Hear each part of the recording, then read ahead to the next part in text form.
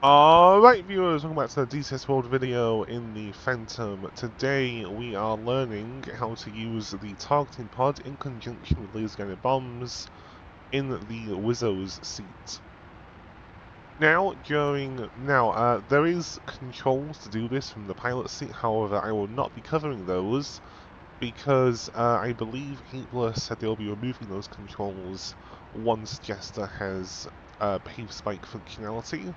Now, if they don't remove that, then just keep in mind that all the controls that I mentioned for the hand control unit in the back seat, they are basically copied over to the front seat, and I'll show you what I mean.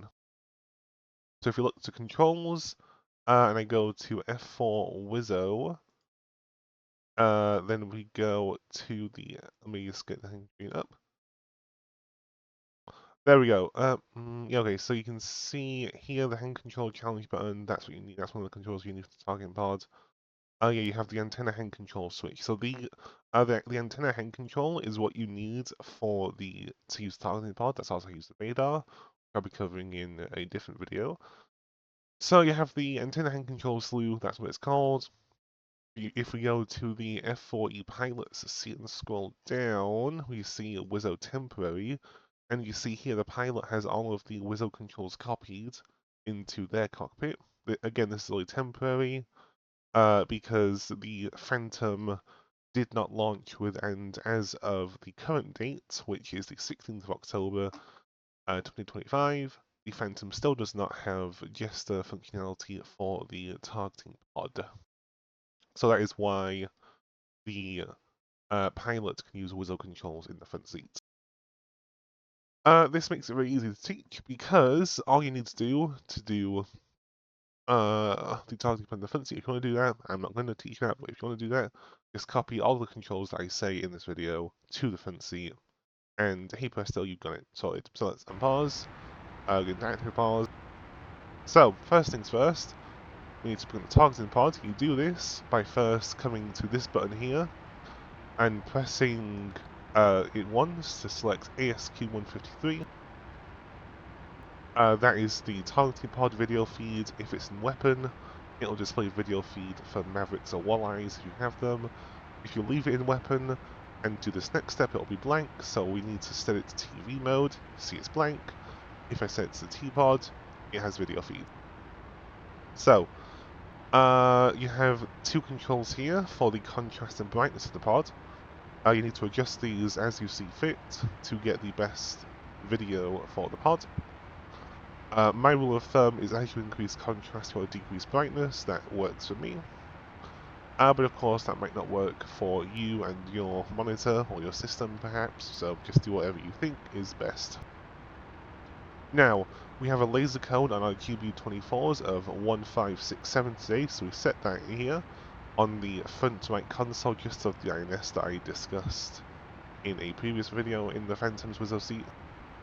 I think I also did discuss the laser code, I'm going to go over it again. So you press these buttons to set laser code, cycle through, until you get the number you want. First it's 1567, sorry, 1, 5, 6, and 7. To set this, you then press the code set button or enter laser code it's called. That'll say no go and flash and then extinguish that light. If I set a laser code that's not allowed, like 2567, the no go will not extinguish until I set a new laser code that is allowed.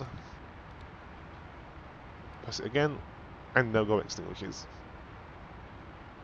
Now then, important note, and I think I covered this in the startup tutorial for the WSO, but you have to start the pod on the ground. If you don't do that, then the gyro will not work and it will just not stabilize. So you have to have the pod powered on the ground. That is very important. If you want to stow the pod, you press this button, that'll stow it. If you want to unstow it, press it again.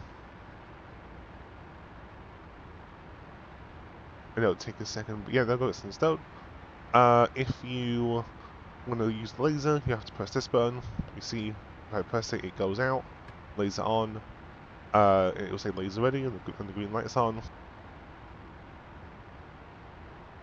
The pod has two acquisition modes. You have 12 viz. This will slave the pod to 30 to the equivalent on the pilot's gun sight, to about 37 degrees on the bore sight. So the pilot wants to slave their own sight down to 37 degrees.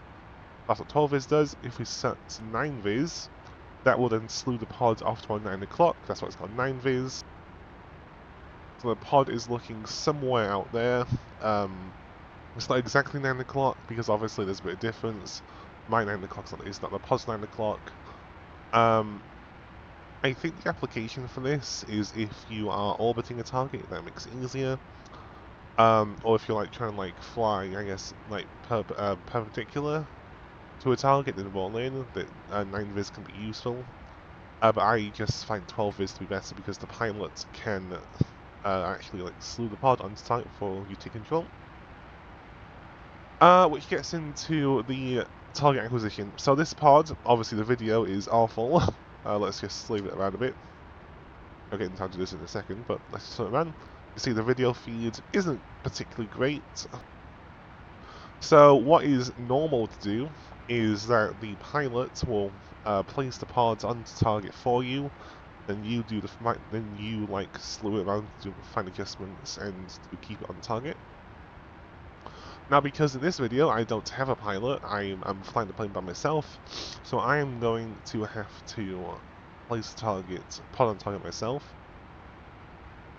Also, excuse the sniffling, I'm a bit congested for some reason, so excuse that.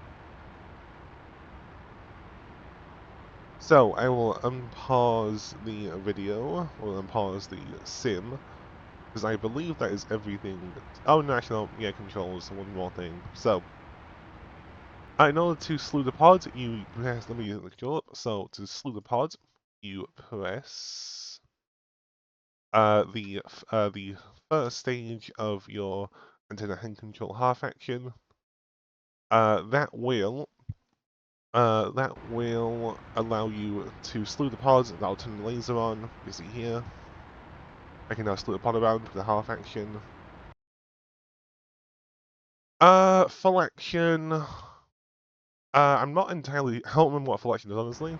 But all I know is that I just normally press full action and it moves pursuit. So, there. I can now slow the pod around. Actually, no, I believe that full action enables the ground stabilization. I think that's what it does. Or at least, I won't call it stabilization, but it enables like the WSCS and stuff. So I just always press full action to slave it, or to slow it. Then if you want to recage the pod back to bore sight, you just press half action again. And there we go, back to bore sight. Or if I slow it and then set to 9 viz, and then bore sight, it will go back to 9 viz. There you go. That's how that works. Okay, so now we can go in and hit our target. One last thing is that the antenna hand control challenge button, that is the zoom, so it is a two-stage zoom. So you have wide, narrow, wide, and back to wide. So, whilst I'm flying the plane, I'll be using 3 instruments, primarily 4 instruments. This is the vertical accelerometer, so this is telling me how high or how fast I'm climbing or descending. So that's climbing, descending. This is the attitude indicator, so if it's pointing up I'm climbing, down I'm diving, you get the gist. This is the barometric speedometer, and this is it's not called the HSI, but it's basically HSI. You have aircraft heading, waypoint heading, and waypoint distance with 29 miles target. So with that covered, I will unpause the sim.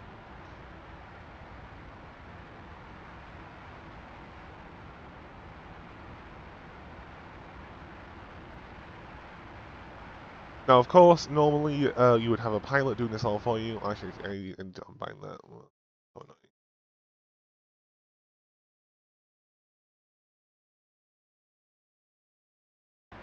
Okay, there we go, that's better.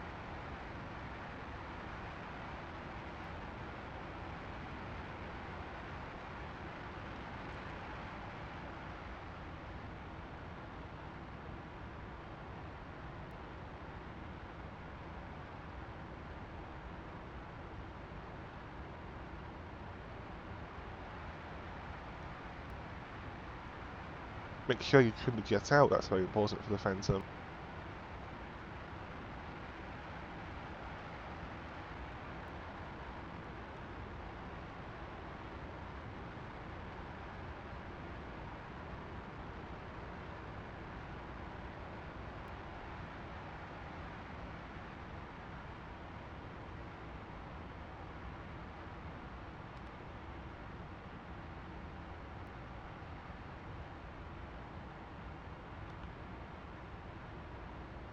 Okay, visual on target, so I have placed the pod on target, so you see there are 4 aiming circles. So I'm now going to level the jet out roughly, and then do the full action of the antenna hand control.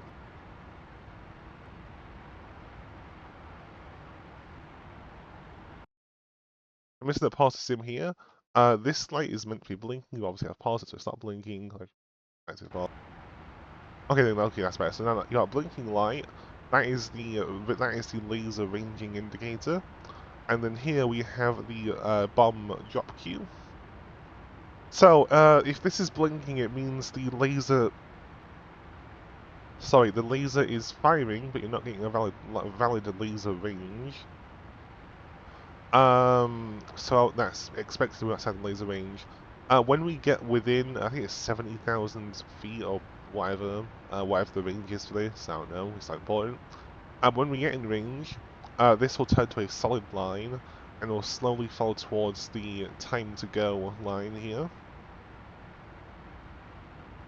When those two lines intersect, much like a standard CCRP indicator, the bombs will drop in whatever pattern the pilot has set. I believe in this example we're dropping both bombs at once, but they'll just drop however the pilot wants them to drop. It's not set by the WSO, so not important for this video.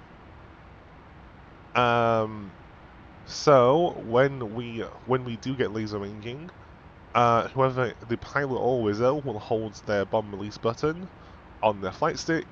Since I'm doing it in the back, I will be holding my bomb release button, but the pilot can drop the bombs too. Okay, so let's go and pause sim and fly to the target.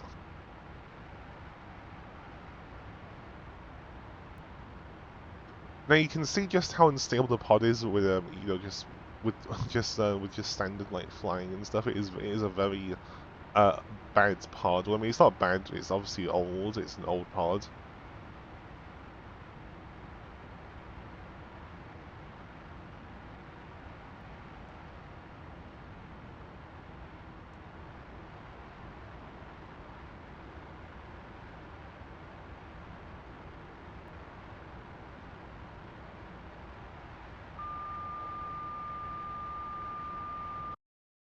I just like to hold the button. So I'm gonna hold the button until the bombs fall off.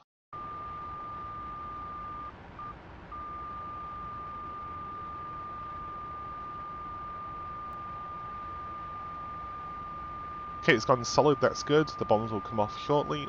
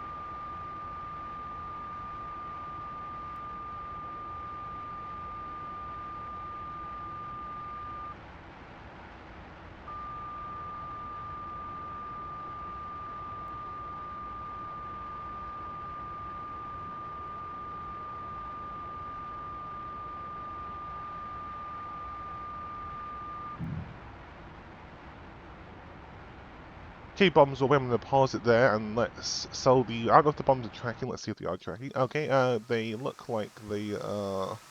Okay, yeah, they are tracking. Good. So the laser in this pod will automatically fire. You don't have to do anything; it'll just fire itself. After you drop bombs, it's automatic. That's very nice about this plane.